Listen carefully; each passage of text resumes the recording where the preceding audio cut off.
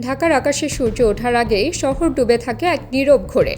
অলিগলিতে নীরবতা, রাস্তায় অল্প কয়েকটি গাড়ির শব্দ আর রেডিও থেকে ভেসে আসে মাঝরাতের সংবাদ। এই ঘুমন্ত রাজধানীতে একটি কণ্ঠ সারাক্ষণ জেগে থাকে, যেন হুমকি সুরে অজানা বিপদ এগিয়ে আসছে। একসময় এই কণ্ঠ প্রশাসনের শীর্ষ পর্যায়কে কাঁপিয়ে দিত, থামিয়ে দিত রাজপথের মিছিল। কিন্তু এখন সেই কণ্ঠ ভেসে আসে সীমান্ত পেরিয়ে দিল্লির গোপন এক চেম্বার থেকে।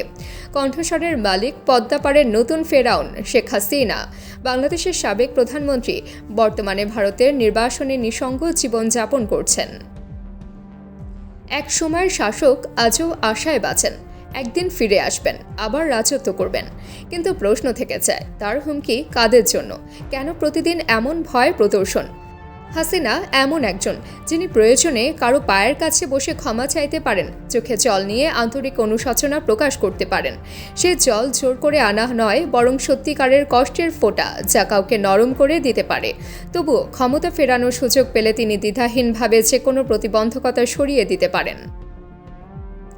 যদি নরম কথায় ক্ষমতা ফিরে পাওয়া যেত, হয়তো তিনি সাদা হলুদ শাড়ি পরে, চুলে বকুল ফুল গুজে, হাতে চায়ের কাপ নিয়ে অনুরোধ করতেন, আমার কথা একটু ভাবুন, আমি দেশের জন্য সব করেছি।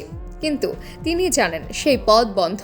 স্বৈরাচার শেখ হাসিনা বুঝে গেছেন, ক্ষমতা চিরতরে হারিয়েছেন। প্রধানমন্ত্রী হিসেবে তার চেয়ার আর পাওয়া সম্ভব নয়। তবু তিনি এই পরাজয় মেনে নিতে পারছেন না। তার রাজনীতি সবসময় ছিল দখল, আধিপত্য ও নিয়ন্ত্রণের গল্প, আপোষের নয়।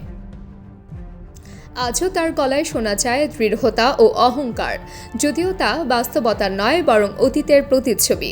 সিংহাসন হারিয়েও মন যেন রাজপ্রাসাদের সোনালি দেয়ালে আঁকা আয়নার সামনে দাঁড়িয়ে আছে, নিজেকে আগের মতো ভাবতে চায়। এই আত্মপ্রতারণা থেকেই জন্ম নেয় ক্রোধ। একসময়ের অনুগামীরা হারিয়ে গেছে, প্রাক্তন সহযোগীরা নিশ্চুপ। ফলে তিনি নিজেই নিজের শ্রোতা, নিজেকে বোঝান যে তার ছাড়া দেশ চলতে পারে না। রাজনীতির ভাষায় এটিকে বলা হয় পোস্ট পাওয়ার সিনড্রোম।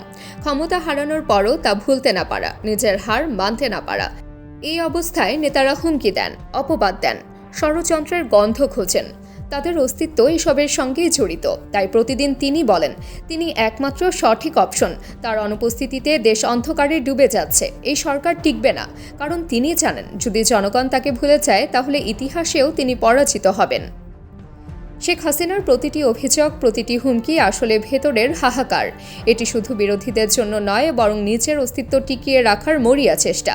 তার হুমকির ধরন বহুমাত্রিক। তিনি পুরনো আমলাদেরই রেহাই দেন না, সরকারি কর্মকর্তাদের সতর্ক করে বলেন, সব লেখা আছে, সময় এলে দেখে নেব। সবচেয়ে ভয়ঙ্কর ইঙ্গিত আসে তার কথায়, এক মাঘে শীত যায় না।